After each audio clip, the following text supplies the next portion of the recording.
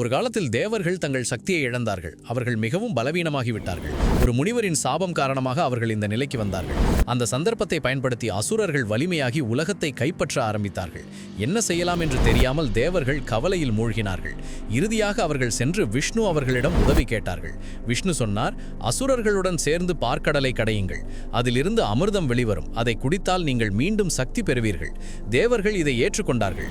அவர்கள் மந்தரமலையை கடைக்கும் கம்பமாக பயன்படுத்தினர். மந்தரமலை வாசுகி பாம்பை கயிறாக பயன்படுத்தினர்.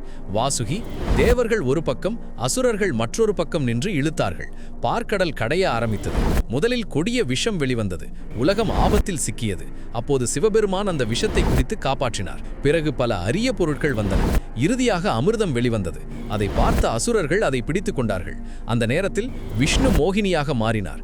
அவளின் அழகில் அசுரர்கள் மயங்கினார்கள். மோகினி அமிர்தத்தை பகிர்வதாக சொல்லி அவர்களை உட்கார வைத்தாள். ஆனால் அமிர்தத்தை தேவர்களுக்கு மட்டும் கொடுத்தாள். ஒரு அசுரன் மறைந்து அமிர்தம் குடிக்க முயன்றான். அவன்தான் ராகு. அதை சூரியன், சந்திரன் கண்டுபிடித்தார்கள். விஷ்ணு அவன் தலையை வெட்டினார். அவன் தலை ராகுவாகவும் உடல் கேதுவாகவும் ஆனது. இப்படி தேவர்கள் அமிர்தம் பெற்று மீண்டும் சக்தி பெற்றார்கள். இந்த கதை உங்களுக்கு பிடித்திருந்தால் லைக் மற்றும் சப்ஸ்கிரைப் செய்யுங்கள்.